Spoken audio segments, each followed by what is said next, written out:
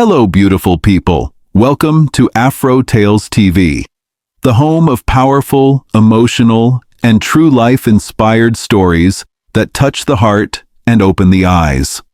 Today's story is one that will break your heart and heal it at the same time. It's the story of a young girl who was sold by her own mother for just 50,000 Naira. But that's not where her story ends. Before we dive in, please don't forget to subscribe, like, and share this video. Your support helps us keep bringing you real African stories that inspire, educate, and entertain. Now get comfortable and listen closely. This one will stay with you for a long time. Let's begin.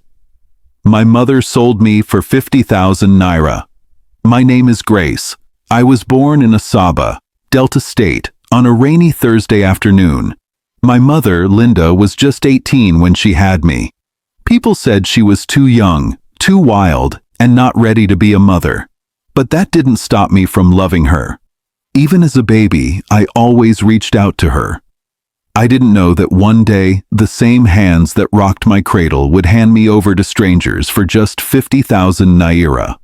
I was only 5 years old when it happened, but I remember everything. That day, Mama told me we were going to visit a friend. She dressed me in my favorite yellow gown with little butterflies. My sandals were old, but she wiped them clean. We walked down the red earth road, past the women selling plantain, the Okada riders calling out for passengers, and the loud sound of music from a neighbor's speaker. "Mama, where are we going?" I asked, holding her hand. She smiled but didn't look at me. "You'll see, just behave yourself." I nodded. I always tried to be a good girl. We reached a big house with a black gate. A man with a large stomach and shiny head came out to meet us. His name was Mr. Felix. "Nashibi this?" he asked Mama, eyeing me like I was a goat for sale. "Yes," Mama replied softly. He gave her an envelope. I didn't know what was inside, but I saw her eyes light up. Then Mama knelt beside me and said, "Grace, stay with Uncle Felix. He'll take care of you. Mummy will come back later, okay?" I grabbed her wrapper tightly. "No, Mama. I want to go home with you." Her eyes turned red. She removed my hands gently and walked away. "Mama! Mama!" I screamed until my voice broke, but she didn't look back. That was the last time I saw her for many years. Life with Mr. Felix and his wife was hard. They had no children of their own. At first, they pretended to like me. They bought me a new dress and took me to church. But after 1 week, the beatings started. "You think you're special?" his wife, Madame Angela, would say. "You're not our child. We paid money for you, so you must work." At 6 years old, I was already washing clothes, fetching water, sweeping, and cooking. If I made a mistake, I'd be flogged with electric wires. I didn't go to school. When other children walked past the gate in their uniforms, I watched them with tears in my eyes. One day I tried to run away, but the security man caught me and brought me back. They beat me so much that I couldn't walk for 2 days. But I never stopped dreaming. At night, when everyone was asleep, I'd look at the moon through the window and whisper to God, "Please help me. I want to go to school. I want to be somebody." When I turned 10, everything changed. Mr. Felix fell seriously sick. He had a strange illness that made his legs swell. His money finished quickly, and nobody came to help him. He called pastors, herbalists, even prophets, but nothing worked. Then one day, a woman came to the house. Her name was Sister Peace. She was from a church around the corner. She saw me washing clothes outside and walked up to me. "Hello, dear. What's your name?" she asked kindly. "Grace," I said, too tired to smile. "Do you go to school?" I shook my head. She looked at me like she could feel my pain. "Where are your parents?" I didn't answer. I didn't know what to say. That same day, she returned with 2 policemen and a woman from the social welfare office. Mr. Felix and his wife tried to lie, but I told them everything. How Mama left me, how they treated me like a slave. They were arrested. I was taken to an orphanage home in Asaba. It was the best thing that ever happened to me. At the orphanage, I was treated like a human being again. I ate 3 times a day, slept in a real bed, and most importantly, I started school. I worked very hard. I studied day and night. I didn't have parents or money, but I had something stronger: determination. My teachers loved me. They said I was smart. One teacher, Miss Helen, always told me, "Grace, your name suits you. You carry grace. Don't let your past stop you." And I didn't. I passed my West African exam with flying colors. A church group sponsored my university education. I studied mass communication at Delta State University and graduated with first-class honors. At 24, I got a job with a television station in Lagos.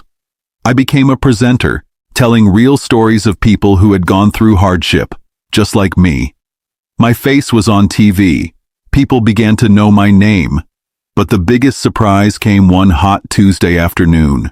I had just finished a live show when my phone rang. It was the front desk receptionist. "Madam Grace, someone is here to see you. She says she's your mother." I froze. Did she say her name? Yes. She said her name is Linda. I ended the call and sat quietly in my chair for a while. I didn't know what to do. My heart was beating fast. After all these years? Why now? I walked slowly to the reception. There she was. Older, darker, thinner. Her eyes looked like they'd cried too much. She stood up when she saw me. "Grace," she whispered.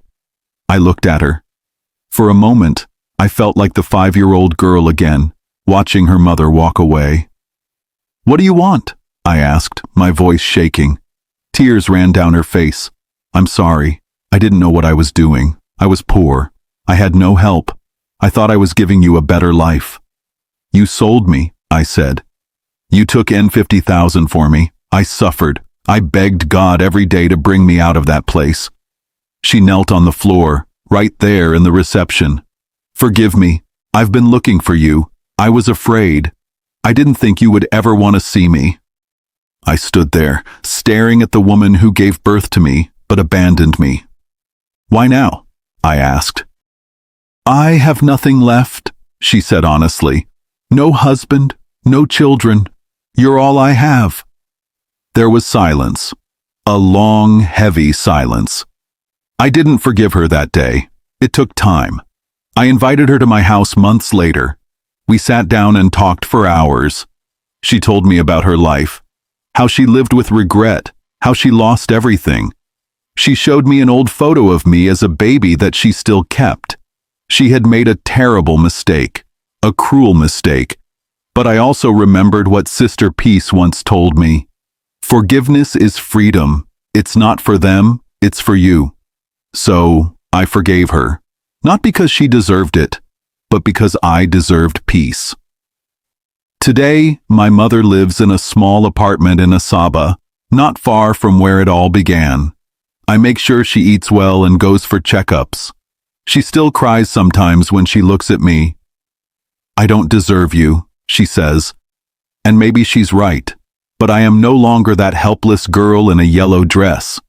I am a woman who survived, who rose, who forgave. And this is my story. The story of a girl sold for 50,000 Naira, but who found her worth was far more. Short lesson from the story. Sometimes the people we love the most can hurt us deeply. But no matter where you come from or what you've been through, your past does not define your future. With hope, hard work, and forgiveness, you can rise above pain and become more than what life tried to make you. Always remember, your worth is far greater than what anyone is willing to pay. Thank you so much for watching this powerful story on AfroTales TV. Life can be hard, and sometimes the people we trust the most can hurt us. But stories like this remind us that healing, growth, and forgiveness are still possible. If this story touched your heart, please don't keep it to yourself. Like, share, and drop a comment below. Let us know what you learned and how it made you feel. And if you haven't already, subscribe to AfroTales TV for more inspiring African stories, real, raw, and unforgettable. Until next time, stay strong, stay kind, and never forget, your past may shape you, but it does not define you. See you in the next story.